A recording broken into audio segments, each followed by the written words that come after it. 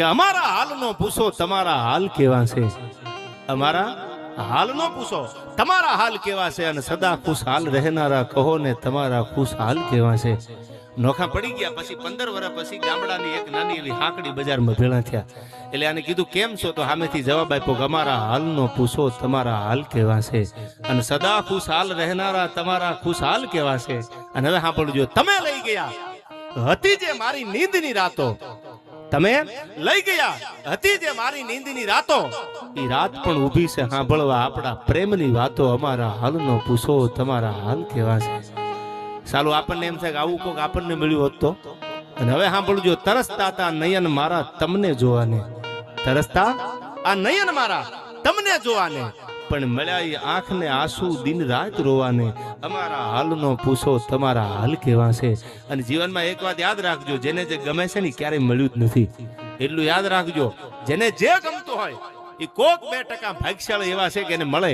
બાકી જગતમાં કોઈ દી કોઈને મળ્યું એવો દાખલો નથી. જેને જે ગમતું હોય ને એનાથી દૂર જ રહેવાના દી આવે છે. આ બહુ રિયાલિટી છે. અને એટલે મને આ ગઝલ યાદ આવે છે કે પતંગા ના સમજે કદી, અગર સમજે તો એને કહી દેજો કે દીપકમાં દાજવા કરતા મજા છે દૂર રહેવામાં. હારા માણા મળે ને તો નજીક જવામાં મજા છે, પણ અમુક એવા ભટકાઈ જાય એનાથી દૂર રહેજો, એમાં મજા નહીં આવે. શું કીધું?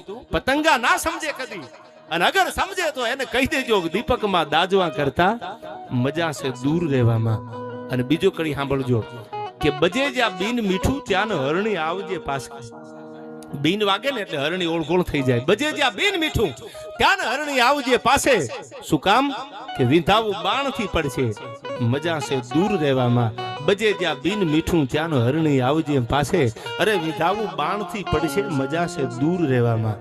અને હવે છેલ્લી કડી સાંભળજો, તજીને ગોપીયું ઘેલી વસાસી કૃષ્ણ દ્વારકામાં. ગોકુળ મેલી દીધું, મથુરા મેલી દીધું, બધું મૂક્યા. ભગવાન દ્વારકાના કાંઠે આવ્યા. દ્વારકા બનાવી ભગવાને, ગોમતીજીના કાંઠે ભગવાને દ્વારકા બનાવી. તજીને ગોપીયું ઘેલી વસાસી કૃષ્ણ દ્વારકામાં. ઈ પ્રભુએ પણ વિચાર્યું હવે મજા છે દૂર રહેવામાં. પતંગા ના સમજે કદી, અને અગર સમજે તો એને કહી દેજો કે દીપકમાં દાજવા કરતા મજા છે દૂર રહેવામાં, મજા છે દૂર રહેવામાં, મજા છે દૂર રહેવામાં. હારા માણા મળે ને તો નજીક રહેજો, બાકી દૂર રહેજો. આ પણ હારા માણા મળ્યા હોય તો ડિસ્ટન્સ મેન્ટેન નહીં કરવાનું, તો મળી લેવાનું કે હવે હાલો ને મળી લઈએ આપણે એમ. પણ સારા હોય તો ભાઈબંધ એવા જ બનાવજો કે તમારા દુઃખમાં ભાગીદાર થાય. અમુક તો સાલા સરપંચની ચૂંટણી આવે ને એવા પડખે ચડી જાય, મોભારાના નળિયા વેસાવી નાખે.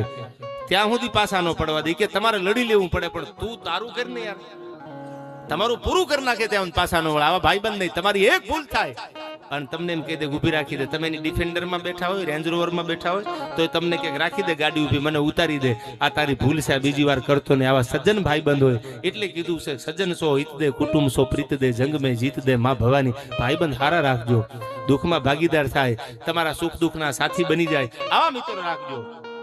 અટાણે તો કેટલા એવા ભાઈબંધ છે સાલું કાચી પાંતરી માવા હાટું શર્ટ ફાડી નાખે. હા, તોય પાછા એમ કે તે મારું કઈ રાખ્યું નહીં, હવે તે આખો બુસ્કોટ તો ફાડી નાખ્યો, તે અમારું કઈ ન રાખ્યું, અમારે કેમ ઘરે પૂગવું. આવા ભાઈબંધ ન બનાવતા ક્યારે. હા, 5-6 બટન બધા તોડી નાખે મારા બેટા માવા હાટું થઈને. અને પાછા એમ કે ભાઈબંધ મારો નમાલો છે. નમાલો તું છો, કોકના શર્ટ ફાડવા આવ્યો છો, પાછો એમ કે ભાઈબંધમાં કઈ નથી. આ મિત્ર નહીં, મિત્ર તો સુદામા જેવો હોય.